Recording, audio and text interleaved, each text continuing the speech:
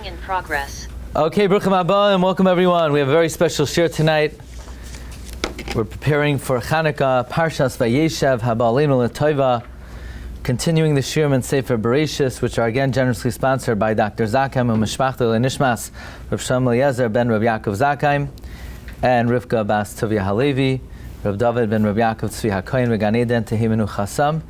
They should be Melitza Yishem for the whole families. Ad B'Yaskel Tzedek.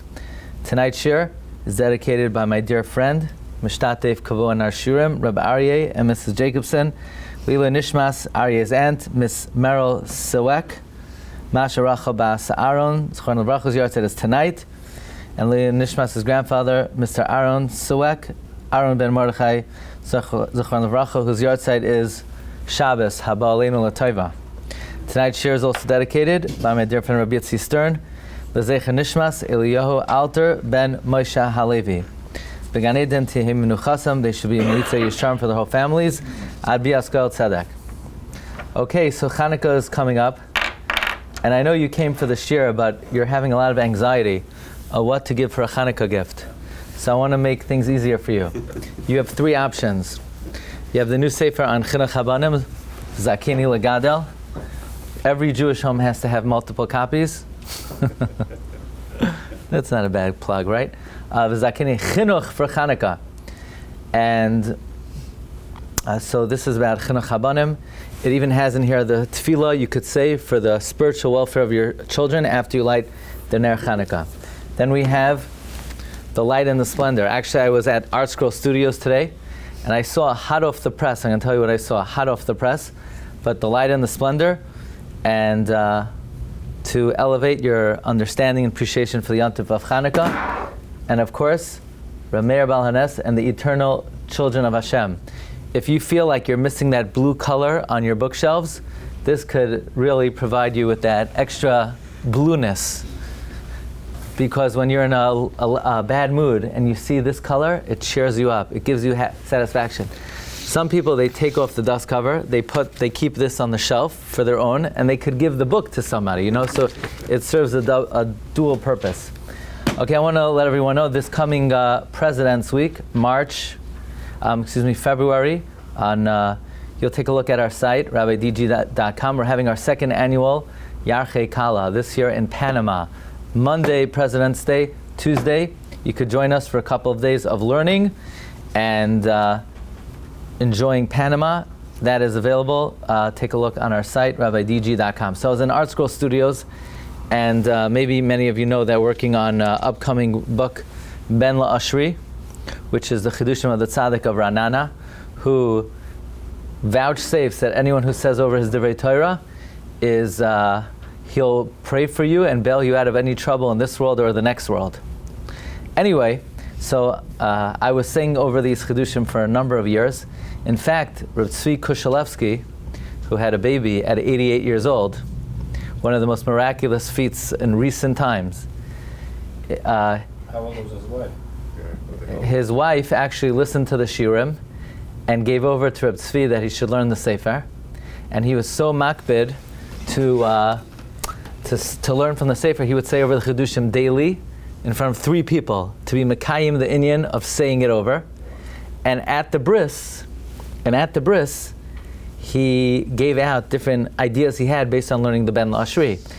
And I'm using this. What could be a better way to promote the Sefer?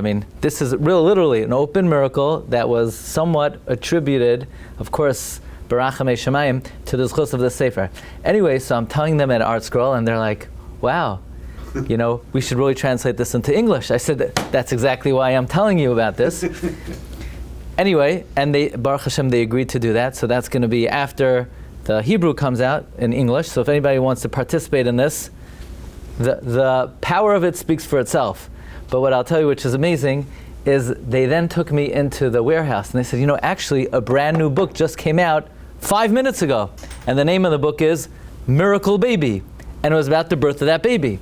I literally opened up the book. I turned 3 pages. And there was a page, Ben La'ashri, and how Rebbe Tzin Kushalevsky heard about the Ben La'ashri from the Shiurim, and she gave it to the Rosh Shiva, and he started saying it over, And that's one of the 3 segulos that they attributed having the child. Anyway, so that's recent happenings. Here we go. Parshas Vayeshev and the Yom Tif of Chanukah. I got a beautiful phone call today. I guess we'll eventually start the shiur, but I got a beautiful phone call from Reb Chaim Bieberfeld, who is a Rebbe in the Yeshiva of Greater Washington, a Tyra Rebbe, a Tyra Yid. He said, Rabbi Glatstein, we're here, we're learning Parshas Vayeshev, and we noticed that every single pasuk in Vayeshev begins with the letter Vav, except for 8. I said, I'm thinking this, really? I don't think I ever knew that. Every single pasuk begins with the letter Vav except for 8 psukim. And then Hashem sent me mamash matanim and hashemayim. There's another sefer in Tanakh that every single pasuk begins with the letter Vav except for 8. And I'm going to come back to that. Okay, so that's the first thing I want you to hang on to. Next thing is, I'm going to tell you over a Ben La'ashri. So hopefully, say it over to other people. Good things will happen, Actually, whenever you learn Torah, good things happen. Torah is a source of all blessing. But the opening words of Parshas Vayeshev, this is the Ben La'ashri. Vayeshev Yaakov be'eretz Megurei. Rashi Tevois Yibum. Yibum. Now it's interesting, because this week's Parsha has the first Yibum in the Torah. But the opening letters, there's the Ben La'ashri. Yibum, Vayeshev Yaakov be'eretz Megurei, Yibum, and sure enough, in this week's Parsha, we have the first episode of Yibum. And I want to start with that. The first episode of Yibum, do you realize this Parsha, there's something unusual about the Parsha. The theme of this week's Parsha is the sale of Yosef. So it starts off, Yosef was a young man. He's his father's favorite. His father makes him the dream coat, and the Yosef is having dreams, and it elicits the jealousy of the brothers. So they decide to kill him. No, they decide to sell him. They sell him down to Mitzrayim. Cut. This is like a program. I don't want to say the words, but well, okay, hold it right there. Now let's go to a different story. The different story is Yehuda's demoted, and he marries Bas Shua, some random lady, and he has 2 kids, Er and Oinan, and they both die. And now Yehuda has a 3rd kid, Sheila, and he's waiting potentially to be Meyabeim Tamar, but Tamar already knocked off her first husband, and maybe 2 husbands, and Yehuda, the last thing he wants is that his 3rd kid, Sheila, should marry Tamar. So Yehuda stalls her. He said, no, he's not for you. So Tamar poses as a Zoina, and Yehuda falls for her, and Yehuda lives with her, and then they have Zarach and Peretz. Fine. Oh, okay. Take 3. Back to the regular scheduled broadcast over here. Back. Yosef is down in Mitzrayim, and he's in the jail, and he's serving the master, and Eishes Potiphar makes an advance to him, and they accuse him, and now he's in jail. Could somebody tell me why in the world do they have this interruption? A different scene, right? It's like scene A and scene C are connected. It's one storyline, and in the middle we in case the story is not interesting enough, let's segue to a random story of Yehuda and Tamar, which may be what we'll call that TMI. What's that doing in the Chumash? We need to know that. So that's the question I want to focus on tonight. Why does Parshas Vayeshev is a beautiful thematic parsha, and in middle of the story of the sale of Yosef, smack in middle, randomly we say, oh, cut. By the way, Yehuda went down, and the whole story of Yehuda, and then back to the regularly scheduled broadcast. Especially in light of the fact that the opening letters of the parsha, the opening words of the parsha are Yibum. Vayeshev Yaakov be'eretz Megurei. Yibum. Yibum. As if the Yibum is the main theme of the parsha. And the bookends are just sandwiching in or putting the Yibum into context. And after tonight, we're going to learn, indeed, this week's parsha is about Yibum. But the first opening scene and the last scene just put the Yibum into context, okay? So what I'm basically doing tonight is, I might be taking information you know already, but I'm putting it into new context for you, okay? And with this, we begin tonight's share. Did you know that there's no there's no Masechta on Hanukkah? Yes. You knew that? There used to be one. Actually, there might be one. There used to be one. The Vilna Gaon, we have a tradition from the Vilna Gaon, the son of the Gra, says that there are 7 small Masechtas, and there were also perhaps another couple of small Masechtas, like Masechta Tefillin, Masechta Mezuzah, and Masechta Chanukah. We don't know where they are, what happened to them. The Sefer Rav Pa'alim also references it, the Radal references it, but in Shas, the classic Shas, there's no Masechta Chanukah. Now you think, okay, maybe there's just not enough information. No. David told me, he came in here, that he asked his grandchildren the Beis Yosef's Kasha, and they gave like 700 answers to the question. So that's already a Masechta. But when I was a kid, first there were the 3 answers to the Beis Yosef's Kasha, the Beis Yosef's answer, and the Pri Chadash. Then a little bit later, everyone got the Sefer Ner Lameah, 100 answers to the Beis Yosef's Kasha. Already a couple years ago in Lakewood, I saw 500 answers to the Beis Yosef's Kasha. Look at the irony. The Yevanim thought they were making us forget the Torah. The Yevanim are responsible for more Torah than any other Malchus in the history of the world. Because of them, you can't make a Masechta, 500 answers to the Beis Yosef's Kasha. Start with the Mishnah. The Mishnah says the story. Then the Gemara should ask, what do you mean the first day was a miracle? Amar Rav Huna, Amar Abaye, different answers, different chakiras. Is it a good answer? It's not. With 500 answers, there should be many Masechtas of Chanukah. And then the halachos of what the different things people have to eat look like, how much Mesiras Nefesh people have to have. These things could literally kill you, right? You consume something with over 1,000 calories in such a short amount of spend, it could kill a person. How much does a person have to be Moser Nefesh to eat that, right? Or do we say, Ein lanu reshus lahishtamesh bahem ela l'roisam belvad, right? So there are certain, I'm sure there could be a lot of things in Masechta Chanukah. Now, does anybody know how many times Chanukah is mentioned in the Mishnah? When I was in 7th grade, Rabbi Milstein asked us this question, how many times Chanukah is mentioned in the Mishnah? And you get extra points, and if you get enough points, you could be Talmud HaShavua. There were like 8 or 10 Talmud HaShavuas out of 30 kids. I tried to do it. So I remember I went to ask my Rav, Rabbi Yitzchak Izvi, Zechazak Lebracha, and he said, yeah, one of them is in Bikurim. In Bikurim it says that until Chanukah, you could be maybe Bikurim, you could be maybe Vikari Bikurim. And you know, how many times is Chanukah mentioned in the whole Mishnah? 6 times.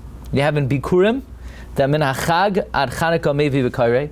You have Shluchim went out to Mekadesh the Chodesh 6 months a year in Kislev because of Chanukah.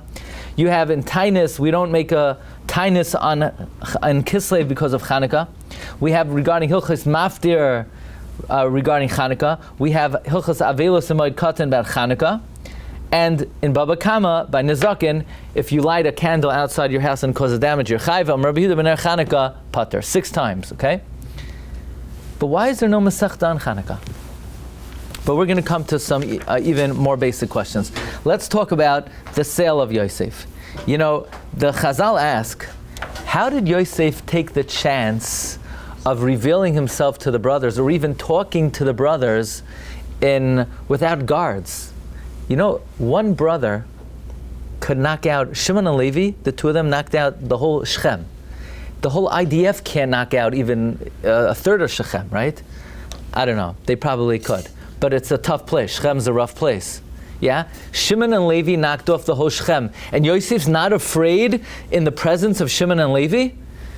Why doesn't he have like 100 guards surrounding him? The answer is Yosef never suspected the brothers of killing him. And yet, the brothers had an idea that they're going to kill Yosef.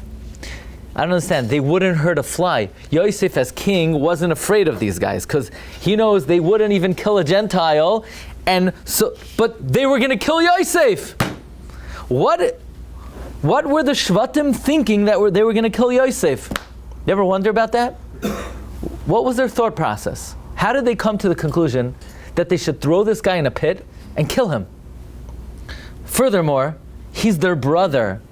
You know, we have, how many permutations of the name of Hashem are there? There are 12 different permutations of the name of Hashem. Because the 12 Shvatim are the 12 manifestations of God's name in this world. and they were going to murder their own brother? They were going to murder their own brother? It wasn't murder, it was 5 Misa. All tzedakah donations should be through credit card during this year. Okay, so Didn't they make him sack that he was 5 Misa? It wasn't murder. what do you mean? What do you mean they're chayav misa? They put together a bezdin, and they came up with him sack that he deserved Misa. For what? For whatever he did, was married to Malchus. I don't know. What Okay, let's develop this. Let's develop this. Then we know the brothers made a pact. They made a cherem. They said whoever divulges that what we did, they're in cherem, and we know that there are only 9 of them, right? Because Yosef's not part of it. Binyamin was not part of it. Reuven's not part of it. So only 9 of them. So who's number 10? The Shechina. So now what? Now God is part of this deal. Now it's bad enough they did the wrong thing. Hashem is in on the action. How'd they summon Hashem to be in on the action? Now, another thing. In the Parsha, there are 2 main characters. Who are the 2 main characters? Yehuda and Yosef. Vasakt Levi, Vasakt Shimon. Vasratzt Yisachar. Nobody has anything to say. It's Yosef and Yehuda. Why are these the 2 main characters? And as we asked, why does the Torah interrupt the middle of the high drama of the sale of Yosef? Even before he gets down to Mitzrayim. He's sold, cut. Before he gets down to Mitzrayim, by the way, Yehuda has this little episode with Tamar, and these kids are born, Zerach and Parat, which is random, has nothing to do with anything. Back to Yosef and Mitzrayim.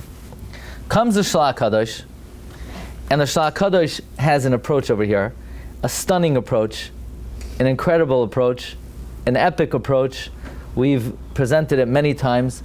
I want to add 2 details from the Chidah, and this is really amazing. The Shla says like this. There are 3 institutions in Klal Yisrael. There are 3 crowns. There's the crown of Kahuna, and who takes that? Levi. There's the crown of Torah, and who took that? Yosef.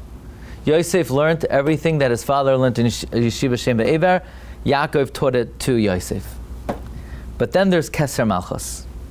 And Keser Malchus belongs to one Shevet. Malchus belongs to Yehuda. Lo Yasur Sheva Yehuda. Yehuda was destined for Malchus, and let nobody infringe upon that. What is the concept of Malchus Yisrael in Judaism? Why do we need a melech? Can't we all get along? What happened to unity? Doesn't that infringe on unity? Unity means we're all equal, but a king means he's higher than everyone else. So isn't that disruptive? Isn't that disruptive to unity?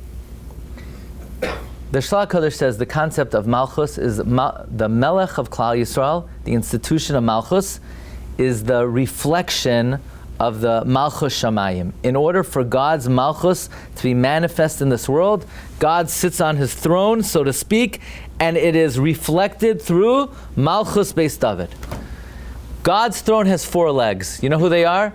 Abraham, Yitzchak, Yaakov, but a 3-legged chair has no stability.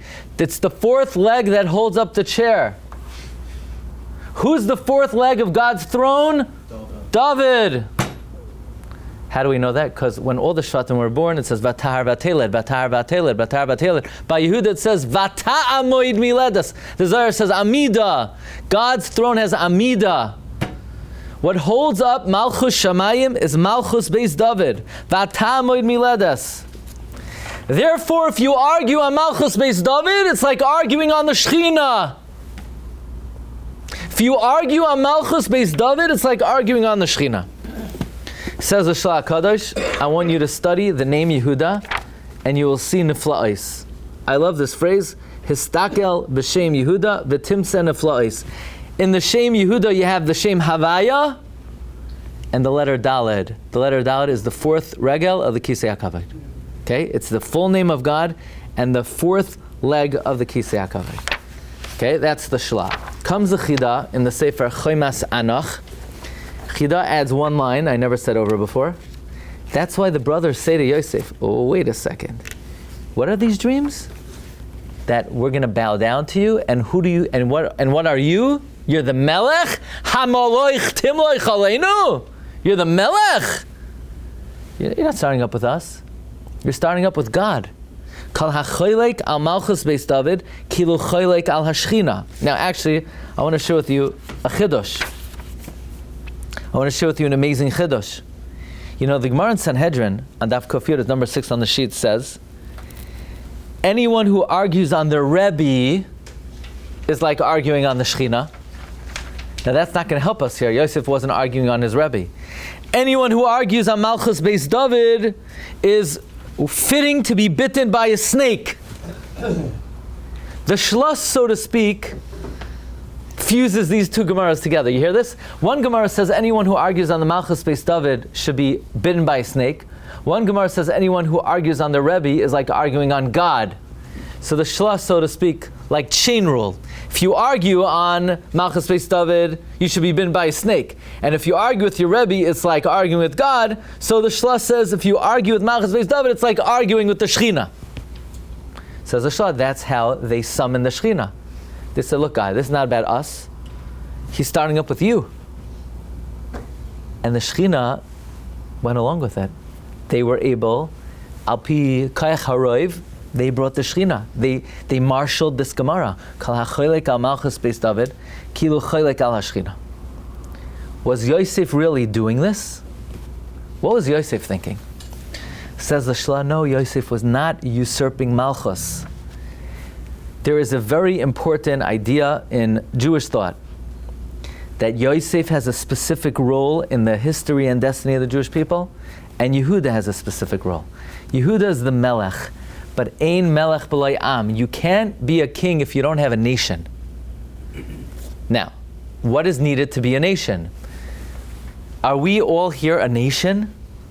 Or are we just random individuals sitting in a room on the second floor? What makes a group of people a nation?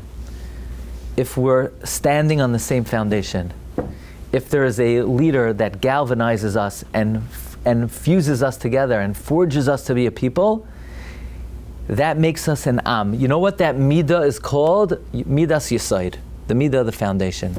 Whose midah was Yesod? Yosef HaTzadik. Yosef is Tzadik, Yesod, Olam. The midah of Yosef is to forge us into a people. Once we're a people, then Yehuda steps in. So therefore, the Jewish people went down to Egypt. Yosef borrows. Yosef assuming the role as king is a borrowed position and a transitioning us to Yehuda. You see, B'tseis Yisrael mi Mitzrayim Beis Yaakov mei am lo yes. Haisa Yehuda lekadshai. Yehuda steps in. He jumps into the sea. Once we were a nation, God took out B'tseis Yisrael. Now Yehuda could step in, but not before. Yehuda could not step in before. We weren't an am before. We were just individuals. Yosef makes us an am.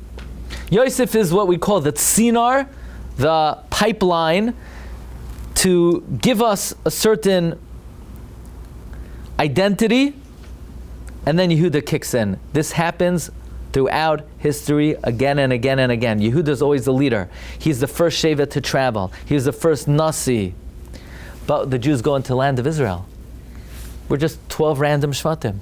Who's the first king of Israel? Shaul HaMelech from... It's borrowed. Binyamin also is that type of leadership, like from Rachel. It was Shaul, it was borrowed. But as soon as Shaul was done, he galvanized the people. What happens? Dovid HaMelech steps in. It's the same thing with the Beis HaMikdash. The first Mishkan was where? Mishkan Shilai, Yosef. He lays the foundation. Once he lays the foundation, then we have the Beis HaMikdash in Yehuda's territory. This is the pattern of Jewish history. Yosef forges us into an Am. Yosef is the first one to go down to Mitzrayim. And the function of Yosef is to pave the way, create the Yesod, create the foundation. And once the foundation is laid, what do we have? Yehuda steps in and takes over. The brothers say, hey Yosef, you have dreams of grandeur, you want to take Malchus. It was not Yosef's intention to take Malchus. What they maybe either did not understand fully or interpreted that Yosef wanted Malchus, but he wasn't after Malchus. He was there to forge the Jewish people into a nation. I want to offer a humble chidush, that it's interesting that of all the things the brothers chose to do to Yosef, they threw him into a pit of snakes. You know why? Because the Gemara says, if you argue on Malchus Beis Dovid, you should be bitten by a snake. So they want to test him. Is he in fact arguing on Malchus Beis Dovid? So therefore, the best barometer is what the Gemara says in Sanhedrin. I'll read to you the words. Amar Rabbi Yossi, Kal hachoylek al Malchus Beis Dovid, roi lahakishai nachash. Now I want to read to you a chidah. The chidah I never said before. It says, Vayiru oisai meirachaik, they saw Yosef from far. Says the Chomas Anach of the Chidah, they looked into the future of Yosef, that right now they couldn't tell what he was up to. Maybe they had doubts. But they looked off into his future, and they see a man by the name of Yeravam ben Nevat from Shevet Yosef, who causes the Jewish people to go away from Malchus Beis Dovid and set up their own mikdash in the north, and they said, that's what we have to nip it in. We have to nip that in the bud. They said, you know what, Yosef, right now, the way that this midah is displaying itself, inherently, we don't have any problems with. But we're now forecasting, based on your current behavior, what it could lead to, and indeed they saw, Baruch HaKodesh, what Yeravam ben Nevat would do. By the way, the Chidah says that he saw this Chiddush from Rabbi Vidal Tzarfasi. You ever hear of Rabbi Vidal Tzarfasi? Rabbi Vidal Tzarfasi was a descendant of the Ramban. He's buried in... Close. He's buried in Fez. Rabbi Vidal HaTzarfasi. I had the zuchus to be at his kever. He has one of the Rishonim. He has amazing chidushim. The Chidah says, I was mechavein to Rabbi Vidal HaTzarfasi. Vayiru oisai meirachaik. He saw him from far. They saw what this midah of Yosef would be up to in the time of Yeravam ben Nevat. So that's also indicative of the fear. Yeah. Is this a good question? In the Torah it says the same word. Vayar Avram Esamokim Meirachaik. It's the same. We interpreted it similarly, let's say by Yaakov Avinu, it says, Vayiru oisai meirachaik. So the Medrash says, he saw Haman in the distant future. He saw, from Esav coming Haman, he saw the threat of Haman in the future. Yeah, meirachaik could, it sometimes indicates what could be in the distant future. So what does it mean by Avram? He saw Next, Parshas Vayera is less than a year away. Parshas Vayera is less than 1 year away. Every day. You say that every day? Yeah. Okay. The Parshas Vayera. For you, it's going to be a problem. Yeah, but so we'll have to interpret that. We have to think about that. So this is the approach of the Shla, with some additions of the Chidah, the fear the brothers had of usurping the Malchus Beis Dovid, the attack on the Malchus Beis Dovid. The Shla HaKadosh says brilliantly, that is why the main characters in the story are Yehuda and Yosef. The question is, yes, Yosef has dreams of grandeur, but the one who it's most threatening to is Yehuda. Says the Shla, this is my favorite part. Chazal say that when the brothers revealed themselves to Yosef, the brothers said, we're going to kill you! And they tried to kill him. And a malach came and saved Yosef. It's a medrash. The medrash says when Yosef revealed himself, the brothers tried to kill him. I don't understand. After this whole ordeal, they tried to kill him the first time. It didn't work. And then they had charata, avahal, ashemihim, anachnu, alachinu. They did tshuva shalema. They said, we know why this is happening. We know why we're suffering. We're suffering because we're guilty. And we heard our brother cry out and we didn't have mercy on him. And now what do they do when Yosef reveals himself? They try to kill him. Says the Shah, very simple. The reason they regretted trying to kill him is because they said, It was a childish dream. He didn't really think he's going to be the king. He never really thought he would usurp the Malchus Beis David. He'll never be the king. But now they see Yosef, he's the king of Mitzrayim, and he's exerting his sovereignty over them. They said, we're right. We were wrong in regretting it. Now we have to kill him. And Yosef said, relax. Don't sweat it. What does Yosef say to them? Yosef says, you didn't send me here. God sent me here to prepare for you. I'm just here to galvanize the people so that I can then give over the Malchus Beis David to Yehuda. I'm here to service Yehuda. I'm not here to usurp Yehuda. I'm here to prepare Yehuda. And by the way, the Shalach Kodesh says, why does he first say, he says a lashon like this. The Shalach Kodesh says, first Yosef says, Vayishlacheni Elokim lefneichem lasum lachem she'eres, to be a remnant, Ulahachayos lachem lefleito gedola, and to have a great salvation. So the Shalach says, was Yosef trying to give them a little remnant, or was he trying to give them a great salvation? The answer is twice in history, Yosef is paving the way for Malchus Beis David. The first time it was minor, in Mitzrayim. Yosef galvanizes the people, he consolidates the people, he then hands over the monarchy to Yehuda. That's L'She'eris. But L'Asid Lavai, before Moshiach comes, there's something called Moshiach ben Yosef and Moshiach ben Dovid. And Moshiach ben Yosef will risk his life and give up his life for the sake of the Jewish people. By doing so, he will forge us into a nation, and then we'll have the Lefleita Gedoyla of the coming of Mashiach ben David. So if you were to ask, what was happening in Parshas Vayeshev? The entire sale of Parshas Vayeshev. What was the function and the objective of Yosef being sold down to Mitzrayim? The answer is to set the foundation of the Malchus Beis David.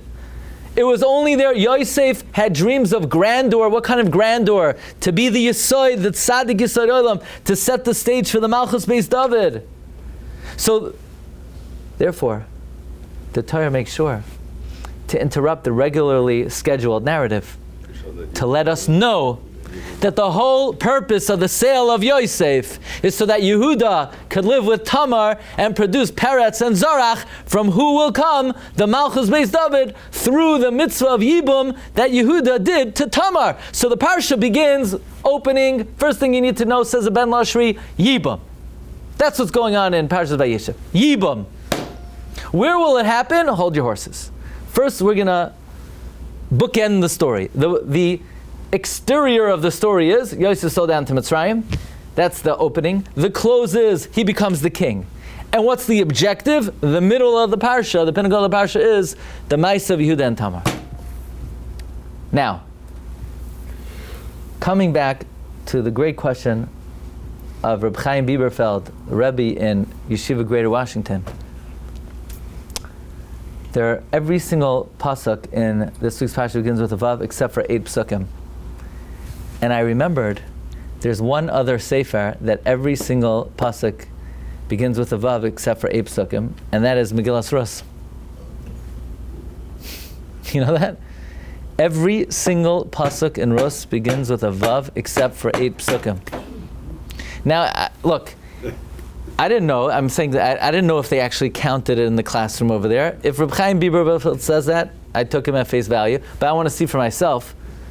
Sure enough, the Roikeach at the end of Parashat Vayeshev and the Megillas Rus says there are 2 areas of Torah that every single pasuk begins with a vav except for 8 psukim. He doesn't say why, but according to this presentation, there is an eerie connection between Vayeshev and Megillas Rus. The whole purpose of Vayeshev is to bring. He just points out this observation. Every pasuk vav except for 8 psukim. The Roikeach says it in 2 places. Yeah, the whole purpose of Parshas Vayeshev is to create the fruition of the Malchus Beis David. The purpose of Vayeshev is to establish Malchus Beis David. That's Megillas Rus. I mean, you can't have a stronger parallel between 2 sections of Torah. You know, who could possibly come up with every pasuk begins with a vav except for 8 in Parshas Vayeshev and Megillas Rus. So basically, what is Megillas Rus? It's the story of the Yibum of Boaz to Rus to establish the Malchus Beis David. Well, that's Parshas Vayeshev. It's the Yibum of Yehuda and Tamar.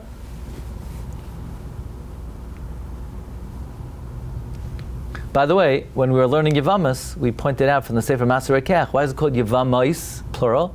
It should be called Yibum. Because there are two historic Yibumim that build the Malchus Beis Dovid, Yehuda and Tamar, and Boaz and Rus.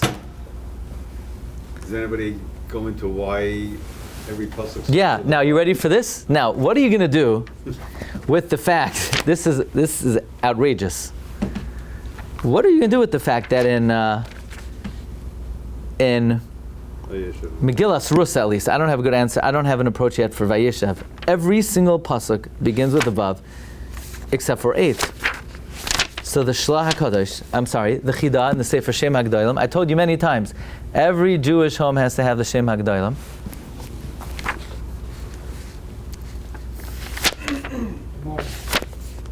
Why are you going to get it tomorrow? Yeah. Okay, Bli Neder.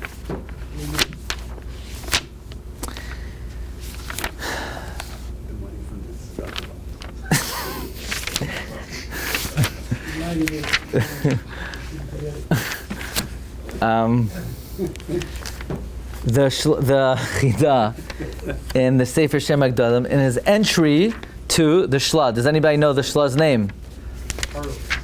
That's his last name, right? Good. What is it? What?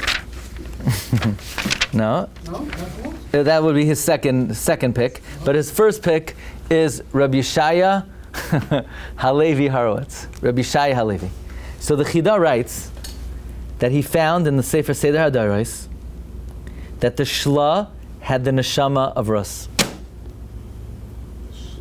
The Shlah. Now, by the way, Rav Moshe Wolfson Zatzal has a Sefer called Sion Ve'areha, and he says the reason why the Shlah is buried in Tiberia is because Moshiach will reveal itself in Tiberia, and the Shlah comes from the mother of Moshiach, of Rus. That's what he's doing in Tiberia. Okay?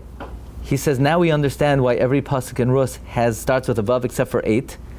The Rashi Tevois of the 8 psukim in Megillas Rus that don't begin with a vav are, you ready? Yeah. Are Yeshaya Beis Aleph Lamed, Yeshaya ben Avraham Levi, the name of the Shlah. So the Shlah who had the neshama of Rus, his name is alluded to in the 8 psukim that don't begin with a vav. The Chidah brings us down. To me, that's very moving, because to me, Parshas Vayeshev, without the Shlah, you can't even make heads or tails in Parshas Vayeshev. To me, the Shlah is like the king, the melech of Parshas Vayeshev. Anyway, let's take this further. Okay. So we understand why we have this event, so to speak, injected in middle of the Parsha. We understand that the main objective of Vayeshev is to establish Malchus Beis Dovid, which was facilitated by the sale of Yosef HaTzadik. That is why Yosef and Yehuda are the two main characters. And let's come back to what this has to do with Hanukkah. As many are aware, the Ramban has a very profound critique of the Hasmoneans. The Ramban writes that even though the Hasmoneans were Chasidei Elyon, they were the most righteous. However, the Ramban says that when the Jewish people began to appoint kings after Dovid HaMelech, not from Shevet Yehuda, it was violating the will of Yaakov Avinu. Yaakov Avinu said, Lo Yasser Shem Yehuda, and after David and Shlomo and other descendants, they started to appoint kings that were not from Shevet Yehuda. The Ramban says that was a violation of the ethical will of Yaakov Avinu, but they were allowed to do it because they relied on a nevuah of Achia Hashiloni, who said that Hashem is going to aggravate Dovid. However, when they kept on doing it again and again and again and again, and they didn't revert the Malchus back to the Malchus Beis Dovid, that was in full violation of the tzava of Yaakov Avinu, and therefore the Hasmoneans were punished terribly. As we know, the Gemara Baba Basra says that Hordis had his eye on a certain woman from the house of the Hasmoneans, and Hordis heard a heavenly voice say, any slave that rebels today will be successful. So what did Hordis do? He killed out all of the house of the Chashmonaim because he wanted to marry a particular woman. That woman then went up to the roof. She announced, from here on, if anyone says they come from the Chashmonaim, they're lying, because I'm the last one and I'm about to kill myself. And she jumped off the roof, and the Gemara says that he preserved her in honey. Some say he preserved her to live with her, and some say just to say that he married the daughter of the king. So the Ramban says from this Gemara we clearly see that the Chashmonaim were wiped out in a very bad way, and the reason is because they violated the ethical will of Yaakov Avinu that Malchus must always remain with Yehuda. So if you think about it, the reason the brothers sold Yosef, because they held he was arguing and disputing the Malchus based Dovid, is really the fault of the Chashmonaim. In other words, there's a parallel between what happened in Vayeshev and the story of Chanukah. The story of Chanukah, yes, we had great kings, we had great leaders, Chashmonaim, but their fault was they usurped the Malchus based Dovid, which is exactly what the brothers accused Yosef of doing. What's interesting is we have the Chassam Sofer is purported to have said that the reason why there's no Masechta for Chanukah is Rebbe, who redacted the Mishnah, who is a descendant of the Malchus based Dovid, and there are different versions of this. The sort of the elementary way of saying it is Rabbi Yehuda, standing up for the honor of his household, didn't want to give the Chashmonaim credit, so he, so to speak, did not give them their due deserve by giving them a Masechta of Chanukah. The more acceptable way of saying it, or the way Rabbi Shimon Sofer says it in Hamashulash, is Al Pi Ruach HaKodesh, Rabbi Yehuda HaNasi was guided divinely because the Chashmonaim acted improperly to not give them that kavod of having an entire Masechta about that subject. I will share with you that even though the Ramban's opinion is the more well-known opinion, many Rishonim argue on the Ramban. The Ran and the Abarbanel say the Chashmonaim did nothing wrong. First of all, the Abarbanel says they didn't take over the Melucha. La Yasser Shevim Yehuda doesn't mean the king always has to come from Yehuda. La Yasser Shevim Yehuda means the Torah leader always has to be from Yehuda. And even in times of Chanukah, the Torah leader of the Jewish people came from Shevet Yehuda. Abarbanel says until this very day, the leaders of the Jewish people always come from Shevet Yehuda. All the great teachers throughout history, Rishonim, Achronim, all come from Shevet Yehuda. L'maisa by Ashkenazim, almost all Ashkenazic Jews come from Rashi, who of course came directly from Dovid HaMelech. But the Gemara seems to say the Chashmonaim did something wrong, otherwise why were they wiped out? Reb Tzadok HaKohen has an awesome chiddush. He says the Gemara doesn't say they were wiped out. The Gemara says the woman who jumped off the roof said, if anyone says they're from the Chashmonaim, they're lying. I'm the last remaining open Chashmonai, and the rest of them went into hiding. But there's no record, and the Gemara doesn't necessarily mean that they were all wiped out. So this is the approach of the Shlah HaKadosh to Parshas Vayeshev. This explains the brothers wanted to kill Yosef. Like you said, they held he was Moirid b'Malchus Beis Dovid, Kal HaChoylek al Malchus Beis Dovid, Kilu Choylek al Shechina. That's how they were able to summon the Shechina to support their Cherem. That's why when they found out what Yosef was doing, that only encouraged them to actually kill Yosef HaTzadik. And this really explains the format of the Parsha. Otherwise, the format of the Parsha is inexplicable. You have half the story of the sale, interrupted by the Ma'aseh of Yehuda and Tabar, interrupted by the end of the story. How do we explain this? But according to the Shlah, it's sweet. It's sweet. We understand the middle of the Parsha is the objective of the Parsha. The beginning and end, we're just setting the stage, as is the job of Yosef. Yosef is the tzinar, he's the yisoid, he galvanizes us, he forges us into a people, and then the Malchus Beis Dovid could step in. But I would just humbly suggest that it could be that the Chashmonaim, who so to speak, were following in the ways of what Yosef HaTzadik did, is that just like Yosef HaTzadik was merely setting the stage for the Malchus Yehuda, and he was justified, because that's the job of Yosef. The Hasmoneans were also, so to speak, setting the stage for the Malchus Beis Dovid. You know, the Rabbeinu Bachai says Hanukkah is a lashon of inauguration, and Hanukkah is the inauguration of the days of the Yemais HaMashiach. So the Hasmoneans were really, so to speak, inaugurating, starting off, paving the way through their heroic acts of preserving the Torah. They were setting the stage to allow us to reach the level that ultimately will be Zocheh to the full Malchus Beis Dovid. Sheyavai v'mher v'yameinu amen. Thank you very much. Go ahead. What does the Talmud Hagim say over there? Recording The stopped. Talmud Hagim brings down the Chassam Sofer.